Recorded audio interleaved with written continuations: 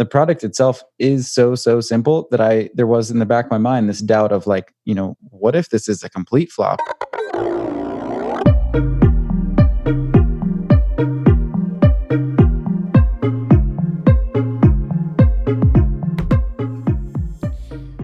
I'd like to welcome Jeff Sheldon to the Productivityist podcast. Jeff, thanks for joining me today. Yeah, Mike, thanks for having me on. I'm excited to chat. So normally on the Sunday episodes, if you're listening to this right now, you're like, wait, Mike normally talks to himself on Sundays. I get to talk to somebody else, which is kind of cool. Normally I do that on Wednesdays, but there was a reason that I wanted to deliver this episode sooner rather than later. And it's because I wanted to talk to you about analog tools and analog capture in really the analog way. And of course, I'm holding in my hands because you were so generous to share an advanced look at Analog, which is the simplest productivity system, the product that you've got currently going on Kickstarter. And you killed it right out of the gate with this thing. Yeah, it's been a wild week. So tell those who are not familiar with Ugmonk and what you build and what you do, and then we'll get into the genesis of Analog. Sure. So yeah, Ugmonk is the main company that I've been designing and running for the last almost 12 years, which is crazy. Just a quick background on that. I studied design, still, call myself a designer by trade, an entrepreneur by accident, and just love making things, love designing things.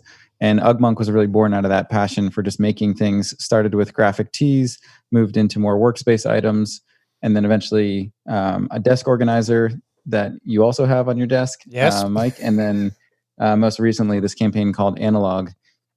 So Ugmonk is my full-time brand that I'm running. And then these Kickstarters have been kind of side projects that have been working in the background. And then when I've launched them, they've taken on a life of their own. This campaign for Analog kind of reminds me of when Aaron Mahnke, who had his frictionless cards, and I was actually talking to my old podcasting partner, Michael Schechter, about this via text as soon as Analog went live on Kickstarter, and he backed it right away. And I was not surprised. I'm like, okay, so he's still in the game. He's not doing productivity stuff too much anymore, but I know he likes his simple systems. And he said he talked about Aaron Mahnke used to have those frictionless cards. And I think you remember when Aaron used to do that stuff, right? Yeah, I do remember seeing that. It was a long time ago. It was a long time ago. We didn't have anything. I mean, we've had Baron Fig with their index cards. And I mean, Merlin Mann's talked about the index card system for a long, I mean, the hipster PDA, all that stuff. But what this is reminding me of beyond that is Aaron left that altogether when he started Lore, the podcast Lore. And I'll link to Lore in the show notes because that was not something any of us in the productivity space, which is where Aaron spent a lot of his time. Again, he was a designer as well. Like he did, graphic design. He designed a logo for Mike's on Mike's back when I was doing that podcast. And he designed a couple other logos for me as well. He started Lore, this podcast, which is, it's one of the most popular podcasts out there, totally out of left field. And now that's all he does. When I saw the results of Analog, and I'm going to just jump onto Kickstarter real quick as I'm saying this to see how, unless you already know, you might even have it, you can probably refresh it. But I'm seeing like all the stuff that you've built, the t-shirt business, which by the way, high quality stuff, I think too, that's the other thing, right? Like the idea of high quality stuff. The Gather, you've got other goods as well, prints. I'm looking at Analog right now, and as of this recording, you asked for, and I'm going to have to transfer this into. Well, actually, no, I can't. I can convert it to. Okay, so your goal was $6,000. As of right now, you've raised $148,707 with still 37 days to go in the campaign. Like that to me, it feels like, okay, is this your thing now? Is this going to be the thing? Because I know Gather, I mean, how well did Gather do? Gather did pretty well as well, didn't it? Yeah, so Gather did really well. We raised about $430,000 by the end of that campaign. Wow. And that was a product that was definitely a lot of, it's a real big physical good product, right? Like there's wood, there's plastics, there's magnets, all this. This is a deck of cards Yep. with other, I mean, there's a stand that you've got and all that stuff, but to get, this much out of the gate, like it must have been, did you expect this? Like, did you expect it to be this, or did you, I mean, and you can gloat a bit. You say, yeah, you know what? I ran it through and I figured it would do well, but this to me seems like, wow, especially after the first week. For sure. Yeah. We're a week into it, and to be at 148,000 is beyond my expectations. I mean, I knew that there was potential for this to go big as far as like the reach of it, because there's so many people obviously into productivity and trying to improve their workflow. But at the same time, the product is, I'm telling people this is the simplest thing I've ever designed when it comes down to it. It's not like, Gather had moving parts and magnets and metal and injection molded plastic. And, it was very, there's a lot of money invested up front and tooling, all these things. For analog, it's like the product itself is so simple that there was in the back of my mind this doubt of like, what if this is a complete flop? Like it seems like it's going to work. And I've been using a version of these cards, regular index cards, then prototypes of the cards. I'd print them off and all sorts of different versions of analog cards for the last probably 7-8 years. But it didn't become an actual product until really the last two, where I focused a lot of time refining the design, the card holder, and we can get into some of those design things. So I didn't know. I mean, my kind of big goal we've already blown by, which was to get to 6 figures, and we're only a week in.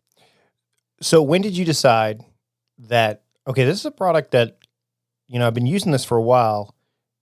This is a product that I need to put out there and see if others are interested, because I mean, again, another story that this resembles is Ryder Carroll's bullet journal story, right? The idea of bullet journaling, where it was his system he used, and then someone said to him, hey, this is really cool. You should do more with this. And now all of a sudden the bullet journal method is a phenomenon. Like what was that moment where you went from, oh, this is something that I just used, to, wait a minute, there might be more to this?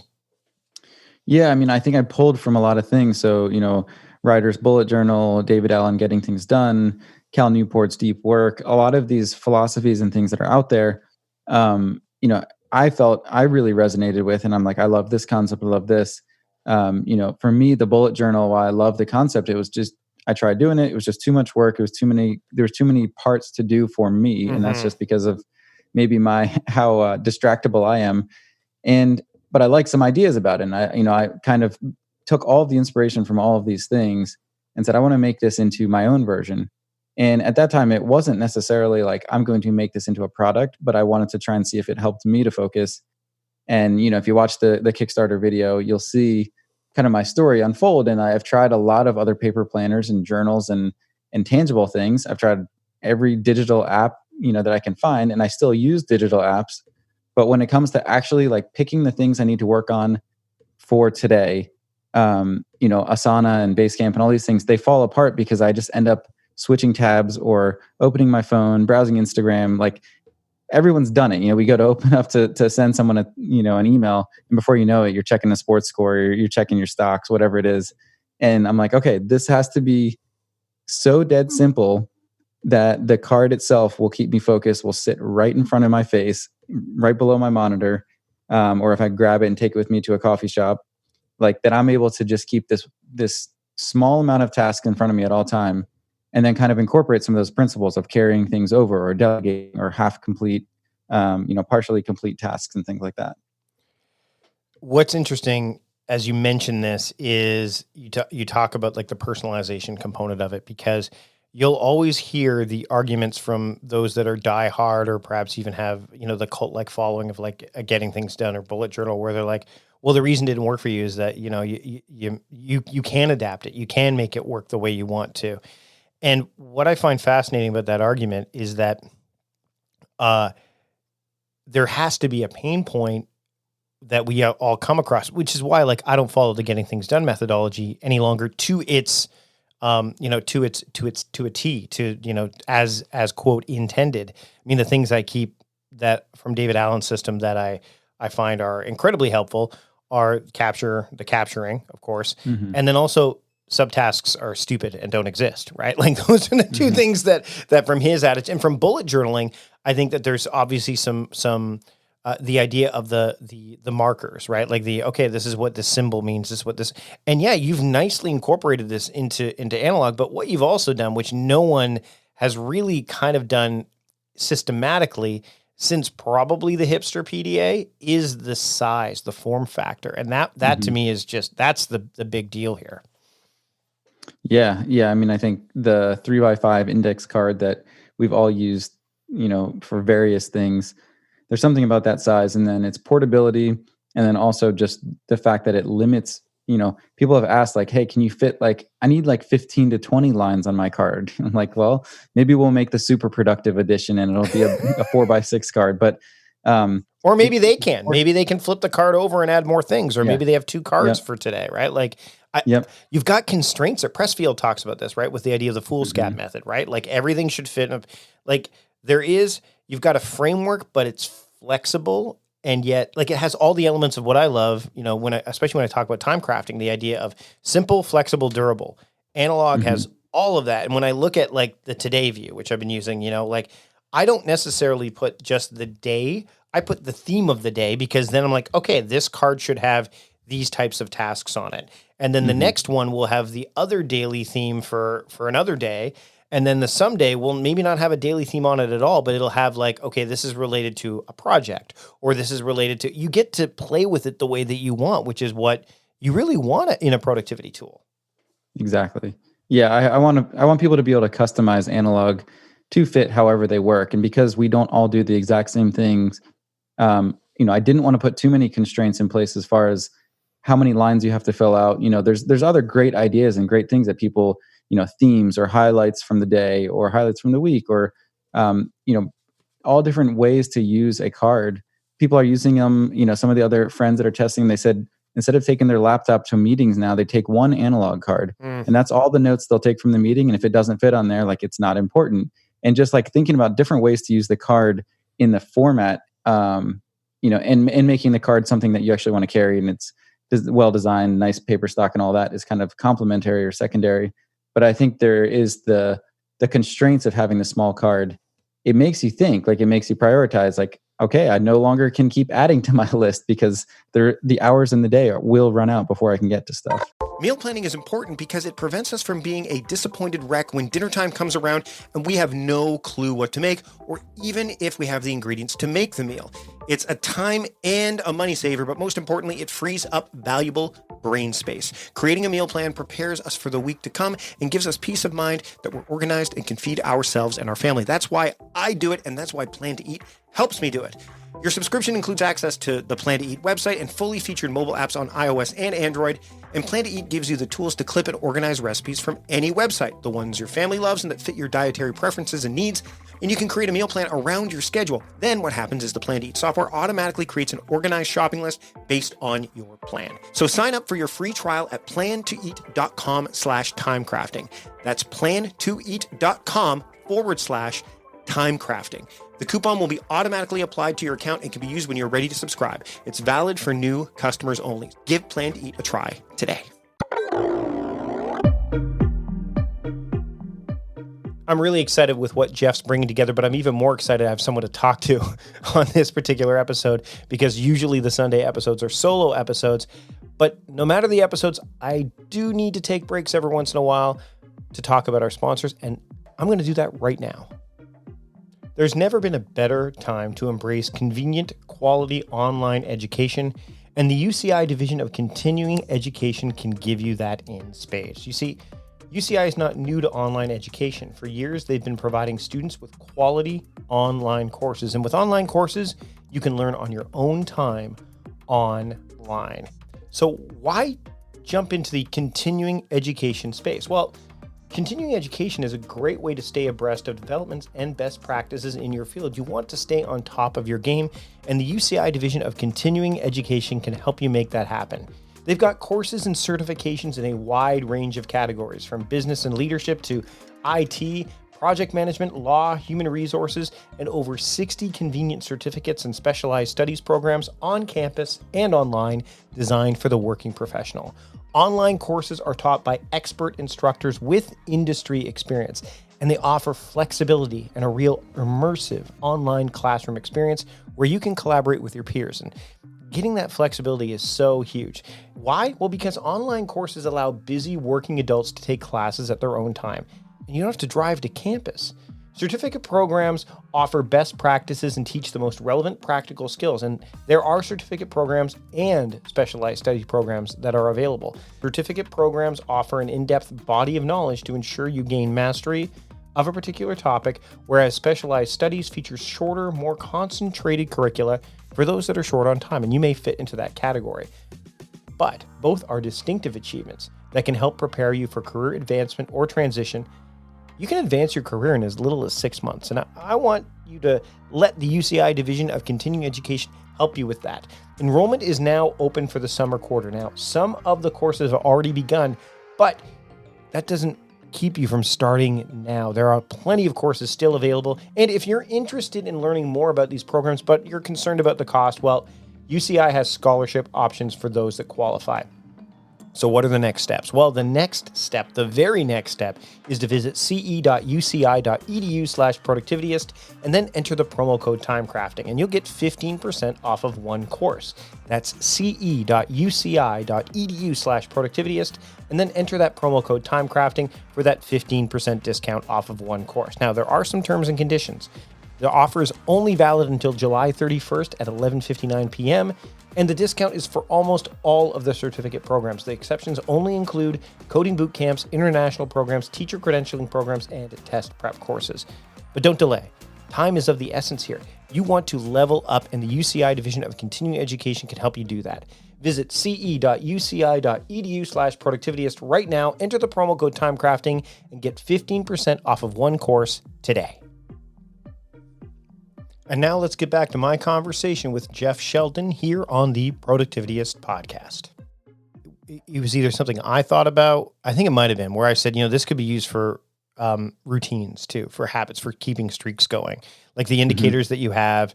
And I mean, the great thing is all the instructions, and again, these are guidelines, I would say, right? Like they give you a bare idea of what you can use them for, but then you've got task signals, and there's 4, and there's like, well, just create your own. Like there's so many, and then of course the card signals as well, which is the interesting thing. That how are you finding that part? Because I mean, the task signals for me were I got those, and I was able to kind of play with those a bit. Although I don't put appointments on my, I'm still a firm. That, I guess that's the other thing too for GTD diehards is like the calendars for appointments, the to-do list is for tasks, right? So I don't put appointments on there, but the card signals, how have you been finding people using the card signals? Because I think that there's definitely some flexibility, and maybe impossibly, I wouldn't say too much, but just like there's some ambiguity around those.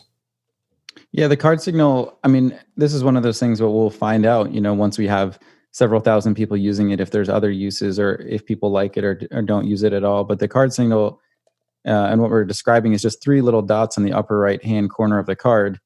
And it doesn't have to be used, but there's different uses that I have come up with. The first is what I usually use it for, which is just to kind of give myself a grade on how productive I was in that day. So if I've completed every task on my card, I fill in all 3 dots. If I haven't, I might fill in 1, or if I got halfway there, I'll fill in 2. And it's some of the gamification around productivity, or just the fact that like, man, it feels good when you can finally get all 10 or all 5 tasks, however many were on there, which to be honest is not very often. But I think it's just a fun little detail to be able to fill in those dots. And there's other ways to use it. So another option, an example I give in the how-to video is, rather than use it to rate yourself in productivity, maybe it's, all of your home projects get 1 dot filled in, all of your work projects get 2 dots filled in, or making different patterns just to kind of connect them or keep them in bundles based on that little signal. Right, like that today view. See, and again, this is where it gets interesting because a lot of people, when they have a framework, they see one card like, okay, so that's the card for today. Not necessarily. It could be the card for today for your home projects, but then you've got like the dots can indicate, okay, this is work, this is home, right? Same thing. Like, so you can. There's so much flexibility built into this that what I find amazing about it too is that I don't use these.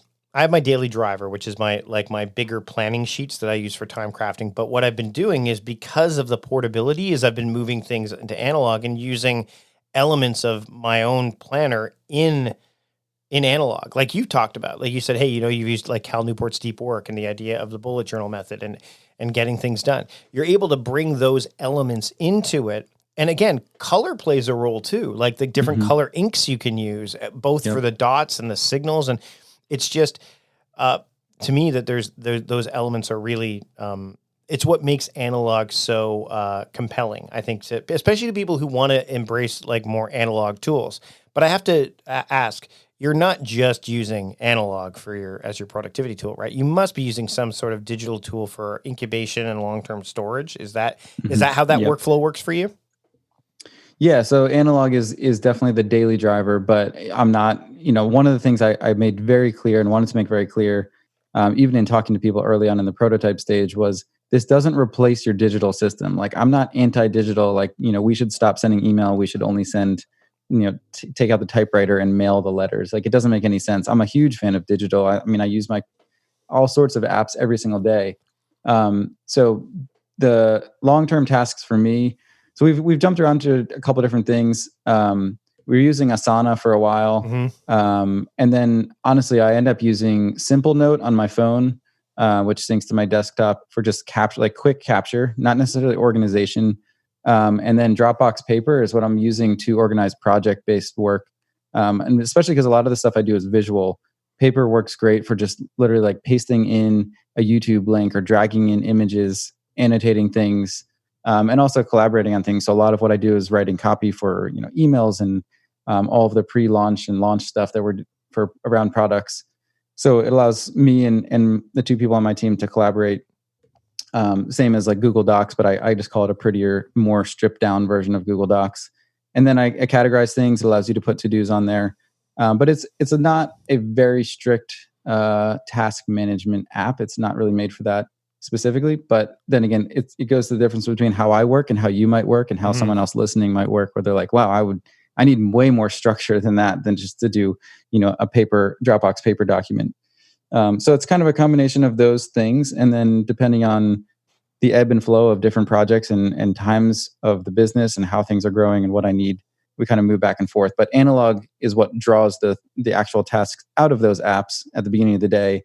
I transfer it onto my Today card, and that's what I'm looking at all day. So no matter what app, like I feel like the digital world can keep changing, and analog will still be the thing that pulls it out and puts it in front of me on my desk. And I would imagine, I'm hypothesizing here, but the next cards get transferred to either digital or Today, depending on when you capture them. And then the someday cards are just stuff you generally capture on the analog cards, and they normally wind up in the digital until you need them to bring to one of the other cards, right? Yep. Yeah, that's pretty accurate. I mean, there is some repetition, and some people be like, I can't believe you would copy down something that you already have. Like, can you just print it out? And there's even in the repetition of taking something, pulling your task manager up and writing it down, it does something to your brain. It reiterates it. It makes you think about it twice. Like, why do I keep writing this thing down if I don't actually have to do it? You better connect with it. Like, you're better connecting with it. And also the things that keep coming to your brain to the fore are I mean, there's a reason for that. Yeah, exactly. So the next card, it's the on deck card, where I have things that I'm like, okay, once I complete the tasks on my Today card, I will transfer them on literally by just copying them over and then crossing them off on the next card. But those are generally populated from whatever digital app I'm using. So have you foregone using all other analog, no pun intended, tools, or do you still use use an analog journal? Do you journal at all? Like, how does that play in at all? Or are you basically like digital for most things, analog is the thing that kind of I use to make sure I take action on these steps regularly? Yep. Yeah. I mean, I use a sketchbook because I'm doing a lot of product sketches and concepting when it comes to physical products, but I don't journal. I've tried, and again, didn't have the discipline to keep up with it. And I'm like, I see other people and I see these beautiful journals and bullet journals and beautiful watercolor illustrations. And I want to get to that, stage, but then it just falls off. So like analog, one of the reasons why I kept feeling the need to launch analog is because it's the one thing I kept coming back to. Like, these cards work so well for me. If they work so well, for me, there's got to be other people out there that feel the same way, that maybe have the same kind of workflow and mentality when it comes to how they get things done that I do. So the analog cards are mostly all that I use as far as digital. As far as non-digital productivity. So, just a thought, and this actually came to me as we were just discussing about journaling, but you've got the back of the cards. Now, I know the back of the cards can be useful for notes, and that's what I've used them for as well. But there's two things. Number one, if you're going to back analog, and I'm going to link to it obviously in the show notes, so you're listening right now and go, yes, I want to. The back of the cards are dot grid, right? I believe they're dot grid, which is, I think that's our favorite. I think anyone who buys index cards other than like dollar store ones goes, oh, dot grid, like not blank, not lined, dot grid. But also, so you could either use that for journals. And I know James Clear's talked about the idea of like the one line journal entry or something like that. But the other thing you could do is I still have a bunch of Baron Fig index cards and things like that, or you just get regular index cards and you could write a journal entry and then just attach it, like staple whatever you want to do to the existing to the today card, and then you've got like the story of your day both in task form but also in story form. Yeah, I love that. Yeah, that's a great idea. I think that again, it simplifies the journaling. It doesn't feel like I have to block out an hour a day to journal. It's like I'm going to take, maybe there's one great thing that happened or one thing I accomplished or a great meeting I had with somebody that I could kind of annotate on the back and then go back and look at them. Because also right now, I've been saving all of my cards and I'm not sure what I'm going to do long term, if this is a long term thing, but it's just like fun to, open up a drawer and have, hundreds of, really thousands of cards from over the years that I've kept as far as like, this is what I've accomplished. And, but I don't know. Yeah. If I had notes like that, I'd actually want to go back and look at some of the journal entries. Well, and the nice thing about that too is number one, you've constraints like we talked about. Some people are like, oh, how long do my journal entries have to be? How long? What do I do? It's like, look, you can fit them on the back of of this card. And not only that, the other cool thing is if you decide like, hey, I'm going to keep these as basically like, for lack of a better term, a commonplace book. Like we've heard, Ryan Holiday's talked about this and Robert Greene, I think you've seen the video where he flips through the hundreds and hundreds of cards that he used to write the 48 Laws of Power. You basically have the one side that's tasks and then the other side that's stories. So if you want to just read your journal entries, you just flip it over. Like you just have, okay, we're going to go we're going to turn the cards over and go look at them from the back as opposed to from the front. So again, there's so much versatility. And I have to say, obviously the simplest stuff scales and there's a genius level behind it. And that resonates through all the products that you really make. Like I've not seen anything that you've created through Ugmonk that has been complicated or and there's that's got to come from some kind of design sensibility that you had before you even started to study design, right? Yeah, that's definitely a high compliment because I think that's what my goal is, and I think obviously inspired by people like Dieter Rams and Johnny Ive, doing these, they're essentially taking out everything that's unnecessary to get to the core essence of a design, but still making something beautiful and still making something functional and understandable. And I don't know all of the 10 principles of good design that Dieter Rams talks about by memory, but basically walking through those things. And what that does is it strips out a lot of the extra stuff that can be distracting in the design process.